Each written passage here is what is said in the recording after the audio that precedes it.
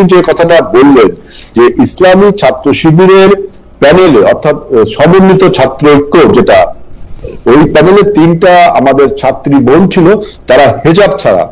আমি প্রশ্ন করেছিলাম একটা টেলিভিশন টক শোতে যে এই ব্যাপারে জামাত ইসলাম কি বলে, যেখানে ইসলামে ম্যান্ডেটরি হিজাব। এখন আপনি আমাকে বাধ্য করতে পারেন না, আমি এটা এগ্রি করি, কিন্তু আপনি যখন বলবেন যে বাংলাদেশ ইসলামী ছাত্র শিবির, সেইখানে আপনি পর্দা ছাড়া বা অনইসলামিক কোনো কিছু করবেন, তাহলে আপনি ইসলাম নামটা ব্যবহার করতে পারবেন না। আপনি বাংলাদেশ ছাত্র শিবির বলেন, আমার কোনো সমস্যা নেই। যখন ইসলামের ট্যাগটা লাগাবেন না, তখন কিন্তু আপনি হেলাল ভাই এই জোর তো আপনি করতে পারেন না যে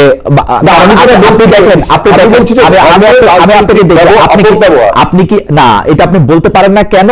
আমার যুক্তিটা আপনি শোনেন। কারণ হচ্ছে যে তুরস্কে, মিশরে, ওইখানেও তো প্রচুর ইসলামী দল আছে যারা ইসলামী দল নামে দল পরিচালনা করেন। তো এখন তারা কিরকম পোশাককে পরবেন, কিভাবে তারা তাদের আন্দোলন ক্যাম্পেইন পরিচালনা করবেন, তারা এটা ঠিক করেন। অ্যাডভোকেট শিশির মনির এই যে অ্যাডাপশন, প্রয়োজনে যে অ্যাডাপশনের কথা, সেই অ্যাডাপশনের কথা বলেছেন, এটাকে আসলে খুব ভুল বলেছেন। ইসলাম পারমিট করে ইসলাম কি মডেল? ভাই ইসলাম তো ইসলামের তো নিজস্ব মডেল আছে। না না, ইসলামের নানা রকম মডেল আছে কিন্তু হেলাল ভাই। আমি কখনো এগ্রি করি না। ইসলাম বিবর্তনশীল, ইসলাম পরিবর্তনশীল। আপনি তুরস্ককে ফলো করবেন, মিশরকে ফলো করবেন, ডাজ নট মিন যে ইসলামকে ফলো করলেন। অতএব এই যে কথাটা বললেন, এই কথাটা আমি মনে করি যে ইসলামের যে ধর্মের যে রাজনৈতিক অপব্যবহার, সেই অপব্যবহারটা জামাতে ইসলাম বলছে। তা যদি জামাতে বাংলাদেশ নাম বলতো, আমি এই সামনে কিছু বলতাম না। যখনই আপনি ইসলাম ব্যবহার করবেন, তখন ফরজ ওয়াজিব এগুলো আপনাকে কঠোরভাবে মেনে চলতে হবে। অথচ আপনার দলে আপনি আমাকে বাধ্য করতে, আমি বলছি না। আমি আমি আমি তীব্র প্রতিবাদ জানাচ্ছি যে ইসলাম বিবর্তনশীল ধর্ম না, ইসলাম পরিবর্তনশীল ধর্ম না। ইসলাম কোনো অর্থনৈতিক আইডিয়া না যেটা নিও ক্লাসিক্যাল বা আপনি মডার্নিজম, কিন্তু ইসলাম কিন্তু তা না। আর একটা বলছে যে দেখেন, আপনি ছাত্র সংসদ নির্বাচনে যে অর্থের প্রভাব খাটিয়েছেন তা আপনি স্বীকার করলেন, তাহলে আবার আপনি কিভাবে বলেন যে আগামী জাতীয় নির্বাচনে বা আমাদের যে কোনো জাতীয় নির্বাচনে জামাতে ইসলামের যে অর্থের প্রভাব এবং সে অর্থের উৎসর সন্ধান কিন্তু বাংলাদেশের মানুষ তাহলে জানতে চায় যে আপনি যে একটা উনি তো অর্থের ব্যবহারটা স্বাগত জানালেন। আপনি চিঠি দেন, উনি জানাই দিবে তো। উনি তো বলেন না যে উনি এটা লিখে রাখবে। না না, আপনি ছাত্র সংসদ নির্বাচনে তিনি বলছেন যে ছাত্ররা এখানে টাকা দিয়েছে। আমার বলতে ছাত্ররা টাকাটা পেল কোথার থেকে? এটা এই এইটা যদি আপনি জানতে চান, জানতে চান, জানাবে, ওটা তো ওনারা জানাবে। আর আচ্ছা ঠিক আছে, জানালে এই কথা কিন্তু ভালো ভাই, আপনিও কি করতে পারবেন বিএনপি কেমনে চলে, আমি যদি এটা চিঠি দিয়ে আপনি জানাবেন। আমি তো বলছি যে আমি আগে একবার একটা টক শোতে আপনাকে বলেছি যে আমাদের দলীয় কর্মীরা চাঁদা দেয়, এবং আমরা একটা চিঠি দিলে পুরোটা দেখাবেন কিনা, একটা চিঠি দিলে পুরোটা জানাবেন কিনা, উনি যেরকম বলছে। এটা আপনি আমার পার্টি কাছে জানলে অবশ্যই পার্টিকে পার্টিসিপেট করবো, আপনাকে জানানোর জন্য অবশ্যই তার একটা, এবং আপনাকে নির্বাচন কমিশন। ওকে, ধন্যবাদ। আচ্ছা, আপনি দুটা প্রশ্ন তুলেছেন যে আপনি বলছেন যে ইসলামের বিবর্তন বা পরিবর্তন নিয়ে বা অ্যাডাপশন নিয়ে যে কথা অ্যাডভোকেট শিশির মনির বলেছেন, সেইটাকে আপনি আসলে সেটা ঠিক। অ্যাডাপশনের ব্যাপারে একটা কথা আছে, অ্যাজ লং অ্যাজ এটা যদি আপনার একত্রের সাথে সাংঘর্ষিক না হয়, তাহলে কিন্তু অ্যাডাপশন। না, আপনি একত্রের সাথে সাংঘর্ষিক কই পাইলেন হেলাল ভাই? আমি তো পাইতেছি না। আপনি যেহেতু বলছেন অ্যাডাপশন, আমি তো পরিবর্তনের বিরুদ্ধে বললাম, আমি তো এডুকেশনের বিরুদ্ধে বললাম, কিন্তু যখন অ্যাডাপশন বলবেন আপনি, তখন আমার বক্তব্য অ্যাডাপশন হবে। আমরা নিজেরাই কি ওই কাপড় চোপড় পরে আসি যেটা আসলে পরিবর্তন ছাড়া হয়েছে? না, আমি তো আমার নামে কি বলছি যে বাংলাদেশ জাতীয়তাবাদী ইসলামী দল। আপনি ইসলামের নাম নিবেন, কিন্তু ইসলামের নাম নিলেই ইসলামের নাম নিলেই কি এখন আমাকে আমি এখন কোর্টে যাইতে পারবো? আমি এখন টেলিভিশনে কথা কইতে পারবো? আমি এখন রকেটে চড়তে পারবো? আমি কিছু করতে পারবো? বলছি আমি ইসলামী দল, আমি কি বলছি ইসলামী দলগুলো আমার এগুলি বন্ধ হয়ে যাবে? না, অবশ্যই আপনি ইসলামকে নামটা ব্যবহার করবেন, তার মানে কি রাজনৈতিক ব্যবহার করছেন এবং ধর্মের সাথে আপোষ করছেন। অর্থাৎ ধর্মের অপব্যবহার যতদিন আমরা শুনে আসছি, তার একটা প্রতিষ্ঠ প্রমাণ হলো জামাত ইসলামের আজকের বক্তব্য যে তিনি আপনার পরিবর্তন করবেন, তিনি ইনোভেশন করবেন। ইনোভেশনকে ইসলামের পরিভাষায় কি বলে শিশির মনির সেটা ভালো জানেন, যে নতুন কোনো কিছু ইনোভেশন ইসলামে করা যায় কিনা। আমি যখন বললাম যে আপনি করবেন অ্যাডাপশন, তখন আমি বলেছি যে অ্যাডাপশন ইসলামে জায়েজ, কিন্তু তার সাথে অ্যাজ লং অ্যাজ যে যদি একত্ববাদের কোনো সাংঘর্ষিক না থাকে তাহলে অ্যাডপশন জায়েজ। তো কিন্তু আপনি পর্দা ম্যান্ডেটরি কার জন্য ম্যান্ডেটরি, কতখানি ম্যান্ডেটরি, সেটা নিয়ে 100 রকমের তরিকায় 300 রকমের কথা আছে। যেটা জামাত ইসলাম বলুক যে পর্দা ম্যান্ডেটরি, এখানে কোনো তরিকা, একটাই তরিকা যে পর্দা আপনাকে মানতে হবে, কিন্তু আপনি ইসলামে নাম ব্যবহার করবেন, পর্দা মানবেন না। যেটা বললো যে ইসলামের প্রাথমিক ধারণা একমাত্র জামাতে ইসলামের ছাত্র শিবির যারা করে তারা জানে, আমি তো তাকে বলি তিনি যেটা বললেন সম্পূর্ণ একটা রং কথা বললেন। আমরা জানি ইসলামের প্রথম সোর্স কোরআন, দ্বিতীয় সোর্স হলো হাদিস, এরপরে যেগুলো আছে ইজমা। আচ্ছা ঠিক আছে, আমরা থিওলজিক্যাল ডিবেটে না যাই হেলাল ভাই, আমরা থিওলজিক্যাল ডিবেটে না যাই। থিওলজিক্যাল ডিবেট করলে আমরা সারা কিছু মনে করেন যে না খালিদ ভাই আমাকে বলতে দিতে হবে, উনি যে কথাটা বললো যে ইসলামের প্রাথমিক ধারণা আমাদের মধ্যে নেই, এইটা প্রমাণ করতে হবে যে তিনি কোথায় পেলেন যে ইজমা কিয়াস মানতে আমরা বাধ্য, তিনি কোথায় পেলেন ইস্তেহাদ মানতে আমরা বাধ্য, ইস্তেহাদ এবং কিয়াসের মধ্যে পার্থক্যটা কোথায়, আমি সেটা জানছি। অতএব আমি যেটা বলছি যে ইসলাম আপনার কখনো আপনার পরিবর্তন মেনে নেই কিনা, এখন আমি আপনি নতুন একটা জিনিস ইনোভেশন করবেন ইসলামে যে আমি আপনার প্রশ্ন বুঝা গেছে, ইসলামী ছাত্র শিবির একা দাবি করে হেলাল ভাই, এইভাবে করলে এইটা বললে কিন্তু কথা আগায় না হেলাল ভাই, কথা আগায় না। কিন্তু এটা কি বলা ঠিক হবে, এটা কি বলা ঠিক হবে যে ইসলামের প্রাথমিক জ্ঞান আপনার নেই আমার নেই? এটা কি ঠিক হলো? এটা উনারটা উনি বলছেন, আপনি বলছেন। আপনি কি মনে করেন যে তুরস্ক, মিশর, সংযুক্ত আরব আমিরাত, সৌদি আরব এরা অন ইসলামিক দেশ কোনটা? এরা চারটা মডেল অফ ইসলাম, তারা সবাই ইসলাম, আমি সেটাই বলতেছি, তারা সবাই তারা তো মালয়েশিয়া, ইন্দোনেশিয়া, ইসলামের মডেল রাসূলুল্লাহ সাল্লাল্লাহু আলাইহি ইসলামের মডেল, আমাদের একমাত্র সোর্স কুরআন এবং হাদিস। এইটা আপনি তুরস্ক, রাশিয়া, আফগানিস্তান বা ইরাক এইগুলোকে তো মডেল বলতে পারেন না ইসলামের। এটা কি শিশুমণি মানে? এটা কি ইসলামের মডেল? ইসলামের মডেল একটাই, ইসলামের মডেল একটাই। কিন্তু হেলাল ভাই, বাংলাদেশের কোনটা? তাহলে আপনি বলেন এই পৃথিবীতে ইসলামের মডেল কোনটা বলেন? একমাত্র রাসূলুল্লাহ সাল্লাল্লাহু আলাইহি ওয়াসাল্লাম, একমাত্র রাসূলুল্লাহ। এখন কোনটা? তাহলে একটাই মডেল, এখন পৃথিবীতে ইসলাম নাই। এখন ইসলাম যে মডেল দেখাই দিয়েছেন আমাদের, সেটাই এখন কোথায় আছে? এখন কোথায় আছে সেটা বলেন। এখন কোথায় আছে মানে এই মুহূর্তে কোথায় চলতেছে সেই মডেলে? এই মুহূর্তে পৃথিবীর কোথাও চলছে, যদি আমার চোখে পড়ে তাই বলবো। আমার মনে হয় না যে ইসলামিক মডেল একমাত্র এই পৃথিবীতে কোথাও ইসলামের মডেল চলতেছে না। হয়তো অনেকটা চলতে পারে, কিন্তু আমার চোখে এখনো পড়ছে কিনা আমি জানি না। কিন্তু ওকে, ঠিক আছে, আপনি বলতে পারেন মডেল একটাই, রাসূলুল্লাহ সাল্লাল্লাহু আলাইহি ওয়াসাল্লাম যে মডেল দেখিয়েছেন, আর কোনো মডেল না। এটা শিশির মনির বলুক যে আর কোন।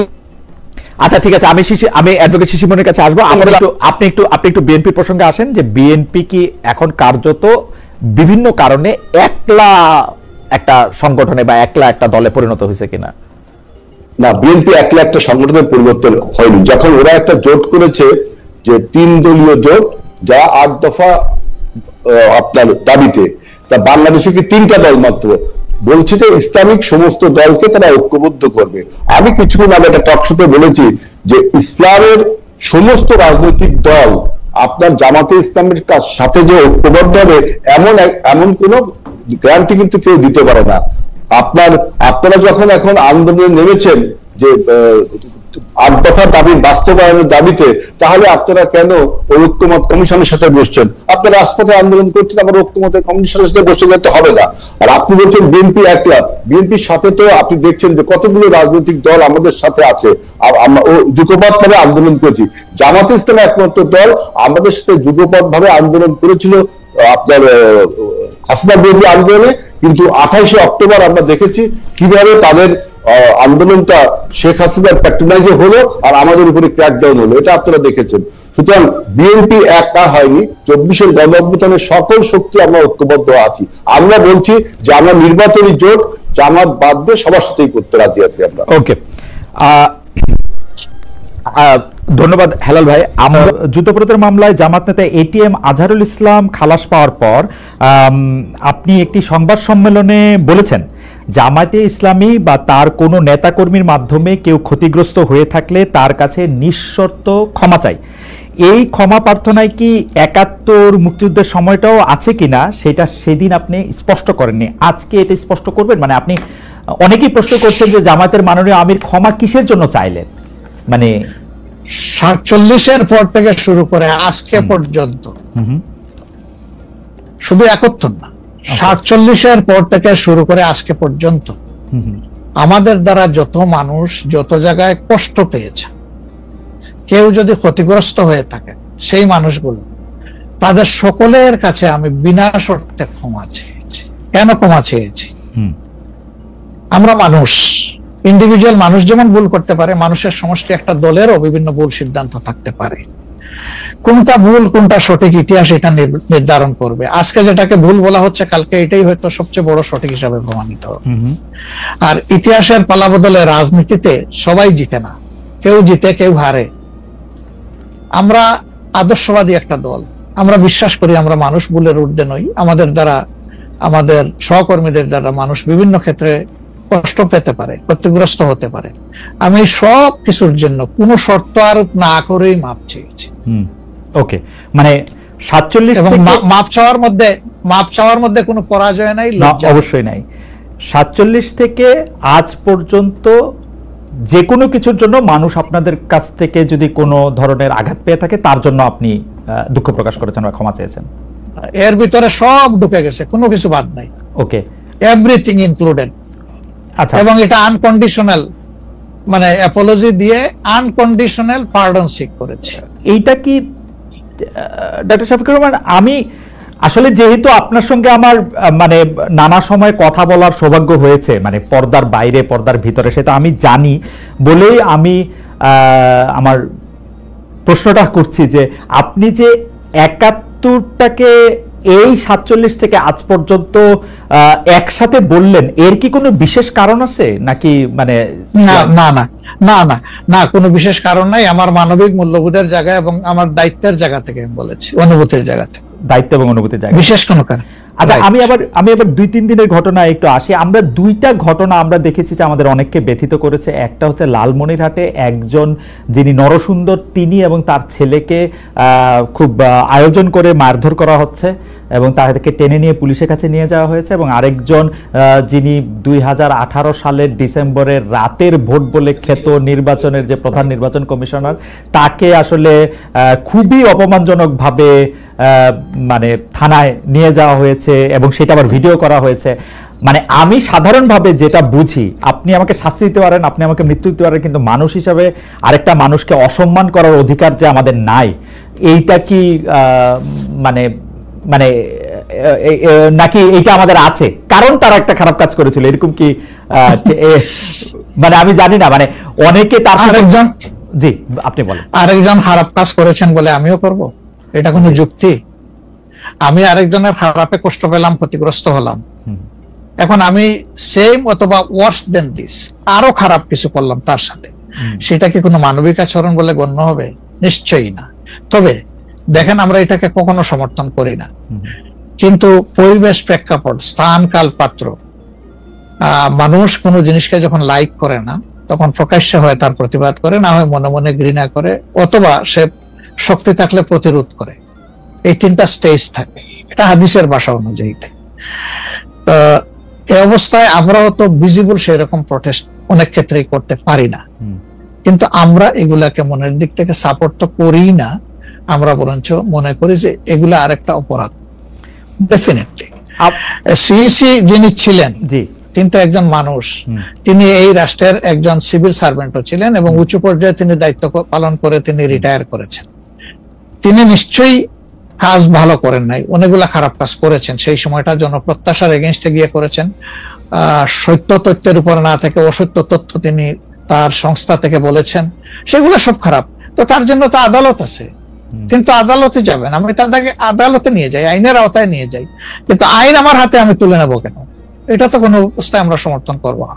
এই জন্য আপনার স্মরণ থাকার কথা, ৫ তারিখ রাত্রেই আমরা ঘোষণা করেছি যে ব্যক্তিগতভাবে আমরা কারো উপর থেকে কোনো প্রতিশোধ নেব না এবং আমরা নেইনি। আমাদের ২-১টা ব্যতিক্রম ঘটনা ঘটেছে, আমরা তাদেরকে শাস্তি দিয়েছি। আমরা ছাড় দেই নাই কাউ। আমাদের এই ঘটনাগুলো র্যান্ডম না, ব্যাপক না, দুই একটা বিচ্ছিন্ন ঘটনা, আমরা কাউকে ছাড় দেই। আমরা যেহেতু আপনার সময় কম, আমরা দ্রুত একটা বিষয় থেকে আরেকটা বিষয়ে যেতে হচ্ছে। সম্প্রতি আপনি একটি ভাষণে বলেছেন, আমি এখানে ছোট্ট একটু অ্যাড করতে চাই। জি প্লিজ। এই যে মব, যেটাকে এখন মব বলা হচ্ছে, এর চাইতে কিন্তু আরো নিকৃষ্ট মব কিন্তু গত 15.5 বছর মানুষ প্রত্যক্ষ করেছে। ইভেন আপনাদের সাংবাদিকদের সাথে হয়েছে, আরো অনেকের সাথে, পলিটিশিয়ানদের সাথে তো এগুলা কোনো ডাল ভাত, কোনো ব্যাপারই ছিল না। সিভিল সোসাইটির মানুষের সাথে, শিক্ষকদের সাথে, ওইগুলা দিয়ে আমরা এটাকে জাস্টিফাই করতে চাই। হয়েছে বলেই আমরা সবাই মিলেই কিন্তু এগুলি প্রতিরোধ করেছি, প্রতিবাদ করেছি। আসলে যে যার জায়গা থেকে প্রচন্ড ভাবে প্রতিবাদ করেছে। আমার মনে আছে ডয়েচে ভেলেতে থাকতে আমি একবার শেখ হাসিনার নাম করে এতবার বলতেছিলাম যে কেন তিনি এটি করবেন, কেন তার এটি সমালোচনা করা যাবে না, এবং কেন তার এটা, মানে আমার মনে আছে যে মানে আমার সাংবাদিকতায় আমি কোনো সময় অ্যাক্টিভিজম করতে চাই না বা অ্যাক্টিভিজমের জায়গা থেকে, কিন্তু এইগুলির প্রতিবাদ আমরা সবাই মিলেই আসলে করেছিলাম, যে যার অবস্থান থেকে। এখন আমাদেরকে করতে হবে। এখনো যদি আমরা সেই জায়গার মধ্যেই থাকি এবং কেউ কেউ আমরা এটা বলি যে তারা করেছে সেজন্য এটা ঠিক আছে, সেইটার ব্যাপারে আপনার কাছে বিচার দিতে চাইছি। প্রশ্নই ওঠে না, এটাকে সাপোর্ট করা যাবে না। আরেকজন অন্যায় করেছে তাই আমি আরেকটা অন্যায় করবো, এটা চলবে না। আর তাইলে আমরা ভালোর দিকে আগাবো কিভাবে? অ্যাবসলিউটলি আমরা আগাতে পারবো। আপনি সম্প্রতি এক ভাষণে বলেছেন, আরেকটা প্রসঙ্গে যাই, যে সেই গণতন্ত্র হালাল যার মাধ্যমে আল্লাহর বিধান কায়েম করা যাবে, বুলেট নয় ব্যালটের মাধ্যমে যেতে হবে। এটা আপনি বলেছেন হাদিসের রেফারেন্স দিয়ে। আপনার এই বক্তব্যের প্রতিবাদ করেছেন মুফতি ডক্টর সাইয়েদ মোহাম্মদ এনায়েতুল্লাহ আব্বাসী ওয়াসিদ্দিকী। রোববার ফেসবুক এক পোস্টে দাবি করেছেন যে তিনি হাদিসের সুস্পষ্ট অপব্যাখ্যা করেছেন। আপনি এক লাইনে আবার একটু ব্যাখ্যা দিবেন কিনা?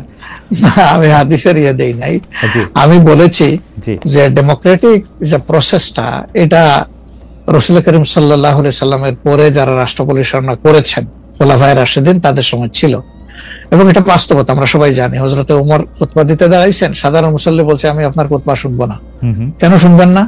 ওই যে আমরা কুশাগার থেকে কাপড় পাইলাম, আমার কাপড়ে লম্বা জামা হইলো না, আপনারটাই লম্বা জামা হইলো কেমনে? এই তো সেম কাপড় দেখতেছি। তখন তিনি তার ছেলে আব্দুল্লাহ ইবনে উমরকে বলেছিলেন, বাবা তুমি এবার জবাব দাও।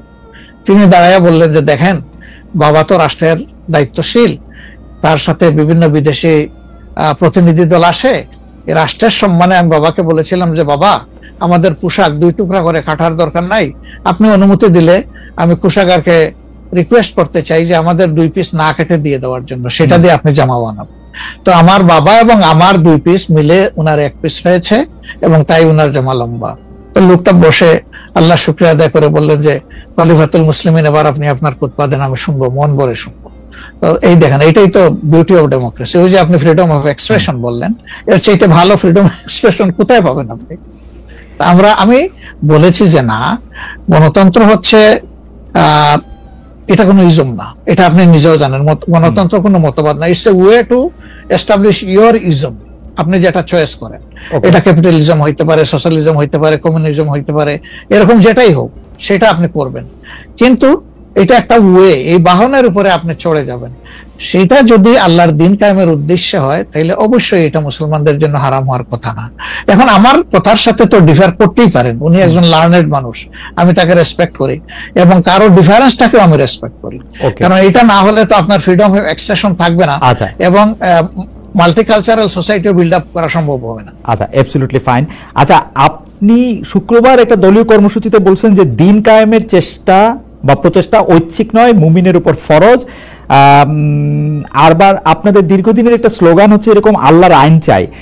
এখন একটি নতুন প্রচারণা, মানে অনেক দলকেই ক্ষমতায় দেখা যায়, মানে জামাত ইসলামের একটা নতুন প্রচারণা এরকম যে অনেক দলকে ক্ষমতায় দেখা হয়েছে, জামাতকে একটিবার সুযোগ দেওয়া হোক, আপনারা যদি নির্বাচনে জিতে ক্ষমতায় যেতে পারেন তাহলে কি বর্তমান ব্যবস্থা পাল্টে কোরআন সুন্নাহ ভিত্তিক শাসন বা শরিয়া আইন, শরিয়া ব্যবস্থা চালু করবেন?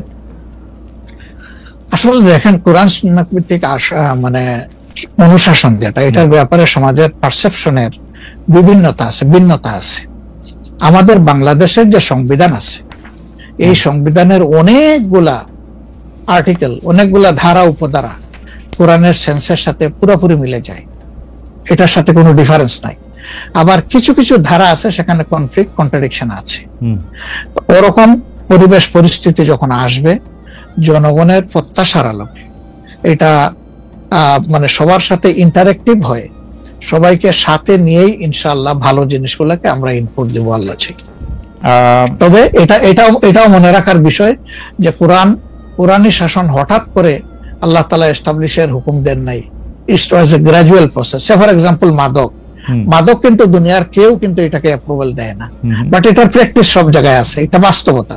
তো সেই মদ যখন হারাম ঘোষণা করা হয়, নিষিদ্ধ করা হয়, তখন কিন্তু 3 পর্যায়ে গিয়ে চূড়ান্ত ভাবে এটা নিষিদ্ধ করা হয়েছিল। তো এটা গ্রাজুয়াল একটা প্রসেস। আপনি একটা ক্রাইম থেকে, দীর্ঘদিনের প্র্যাকটিস থেকে মানুষকে সরাবেন, আল্লাহ তাআলার সেই বিধানকে অনুসরণ করেই আমরা আগাবো ইনশাআল্লাহ। 5 আগস্টের পর থেকে বিএনপির পক্ষ থেকে যেহেতু জাতীয় নির্বাচনের দাবি জানানো হয়েছিল, এটা নিয়ে অনেক তাদেরকে রঙ্গব্যঙ্গ করা হয়েছে। জামায়াতে ইসলামী মাঝামাঝি থেকে ফেব্রুয়ারি ইলেকশনের কথা বলেছে, রোজার পরেও ইলেকশনের কথা বলেছে, রোজার আগেও ইলেকশনের কথা বলেছে, কিন্তু আমরা দেখতে পাচ্ছি জামায়াতে ইসলামী 300 আসনে প্রার্থী ঘোষণা করে ফেলেছে। আপনারা যদি পরে কোনো রাজনৈতিক জোট করেন বা পরে যদি কোনো ধরনের রাজনৈতিক সমঝোতার মাধ্যমে জাতীয় সরকারের একটা আবহ তৈরি হয়, তাহলে কি হবে? আপনারা এখনই জোট ঘোষণা করে ফেলেছেন, সেটা কেমন হলো? আলহামদুলিল্লাহ, এটা আমাদের সাথে যাদের ইন্টারেকশন আছে তারা সবাই জানেন। আমরা বলেছি যে এটা আমাদের অফিসিয়াল ঘোষণা না, এটা হলো প্রাথমিক সিলেকশন, এবং সমস্ত আমাদের নমিনি যারা হবেন তাদেরকে সেম মেসেজ দেওয়া হয়েছে যে জাতীয় বৃহত্তর স্বার্থে যে কোনো সময় যে কোনো পরিবর্তন যে কোনো আসনে আসতে পারে। আমাদের সংগঠন এটার জন্য পূর্ণ প্রস্তুত। প্রয়োজনে আমার থেকেই পরীক্ষা শুরু হবে, কোনো অসুবিধা নেই। আপনার কাছে ছোট একটি পরীক্ষা, সেটা আপনার পরীক্ষা না, আপনার কাছে একটি ছোট পরীক্ষা। আপনি কুষ্টিয়া 3 সদর আসনে জামাত ইসলামের এমপি প্রার্থী হিসেবে ঘোষণা করা হয়েছে জনপ্রিয় ইসলামী বক্তা জনাব আমির হামজাকে, কিন্তু এদিকে আবার জামাতি ইসলামীর শুরা সদস্য জনাব ফরাজ হোসেন রয়েছেন, তার নামও জোরে সোরে শোনা যাচ্ছে। অনেকে বলছেন যে তৃণমূল জামায়াত আসলে পছন্দ করে নাই হঠাৎ করে এরকম একজনকে মনোনয়ন দেওয়া। এই বিষয়টাকে আসলে আপনি কিভাবে দেখেন? শুধু জনপ্রিয়তা না, নট দ্যাট। আমরা যখন কোনো জায়গায় নমিনি সিলেকশন করি তখন 2টা জিনিস আমরা বিবেচনায় নেই। একটা হলো যে এই নমিনির ব্যাপারে স্থানীয় সংগঠনের যারা নেতাকর্মী আছেন তাদের দৃষ্টিভঙ্গি কি, 2 নম্বর হচ্ছে জনগণের দৃষ্টিভঙ্গি কি। এই 2টা বিষয়কে আমরা বিবেচনায় নিয়েই প্রার্থী সিলেকশন করি। এবং এটা যেগুলা শুনতেছেন, অনেক সময় আমাদেরকে অতি ভালোবাসেন যারা, ওই যে আপনি একবার আমাকে জিজ্ঞেস করলেন যে আপনাদের ব্যাপারে এত বিরোধিতা করে কেন, আমি বলছিলাম যে তারা অত ভালোবাসে তো অনেক বেশি, এই জন্য আমাদেরকে নিয়ে কসলাই